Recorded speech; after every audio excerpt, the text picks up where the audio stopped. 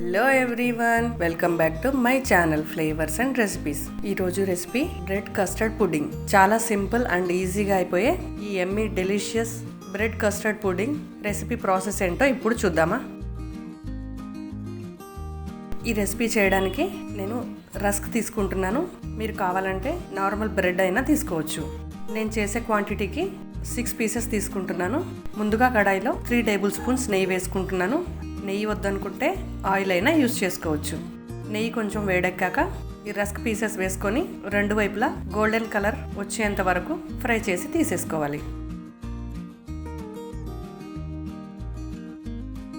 ఇలానే అన్ని పీసెస్ని ఫ్రై చేసుకోవాలి.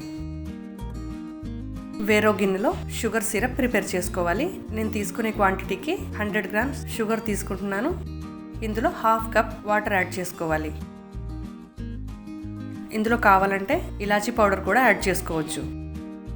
ఈ షుగర్ సిరప్ మరగటానికి 10 నిమిషాల టైం పడుతుంది. షుగర్ పూర్తిగా కరిగిపోయి సిరప్ ఇలా చిక్కగా అయ్యాక స్టవ్ ఆఫ్ చేసుకోవాలి.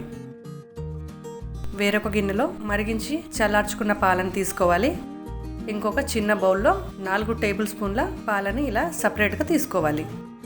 ఈ చిన్న బౌల్లో 2 టేబుల్ స్పూన్ల కస్టర్డ్ పౌడర్ని యాడ్ చేసుకొని ఉండలు లేకుండా కలుపుకోవాలి. మీరు కావాలంటే కస్టర్డ్ పౌడర్కి బదులుగా కార్న్ ఫ్లోర్ అయినా తీసుకోవచ్చు. కస్టర్డ్ పౌడర్లో 4-5 రకాల ఫ్లేవర్స్ ఉంటాయి. నేను తీసుకున్నది వెనీలా ఫ్లేవర్. మీకు నచ్చిన ఏ ఫ్లేవర్ అయినా యూజ్ చేసుకోవచ్చు.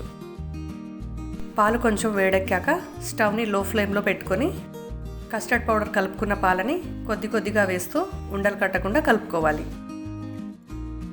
ఇలా కంటిన్యూస్గా కలుపుతూనే ఉండాలి, లేదంటే ఉండలు కట్టేస్తుంది.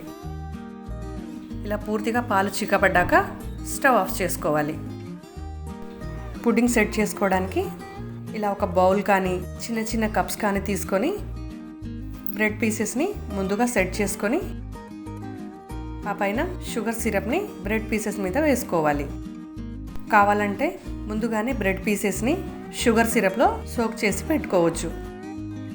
పైన ఒక లేయర్లా కస్టర్డ్ మిక్స్ని వేసుకోవాలి. ఇలా ఒక లేయర్ వేసాక నేను యాపిల్ ముక్కల్ని చిన్న చిన్న ముక్కలుగా కట్ చేసి వేసుకుంటున్నాను. మీకు నచ్చిన ఫ్రూట్స్ కానీ డ్రై ఫ్రూట్స్ కానీ దీనిపైన ఇంకొక లేయర్ లాగా వేసుకోవచ్చు. నేను ఈ పుడ్డింగ్ చేయడానికి రస్క్ తీసుకున్నాను కదా, మీరు కావాలంటే ప్లమ్ కేక్ అయినా యూజ్ చేయొచ్చు. ప్లమ్ కేక్తో కూడా టేస్ట్ చాలా బాగుంటుంది. ఒకవేళ మీ దగ్గర ఉంటే ఒకసారి ట్రై చేయండి.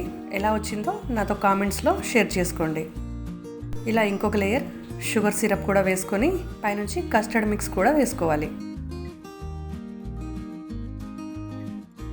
నేను పైనుంచి కొన్ని బాదం పలుకులు వేస్తున్నాను. ఆ పైన టేస్ట్ అండ్ మంచి ఫ్లేవర్ కోసం కొంచెం కుంకుమ పువ్వు యాడ్ చేస్తున్నాను. ఇలా చక్కగా బౌల్ని రెడీ చేసుకున్న తర్వాత బౌల్ని క్లోజ్ చేసి ఫ్రిడ్జ్లో 1 గంట సేపు ఉంచినట్లయితే కస్టర్డ్ పుడ్డింగ్ రెడీ అయిపోతుంది. 1 అవర్ కంటే ఎక్కువసేపే ఉంచాను. మీరు ఎప్పుడు టేస్ట్ చేయాలంటే ఇలా చిన్న చిన్న పీసెస్ లాగా కట్ చేసుకొని సర్వ్ చేయడమే. అంతే అండి.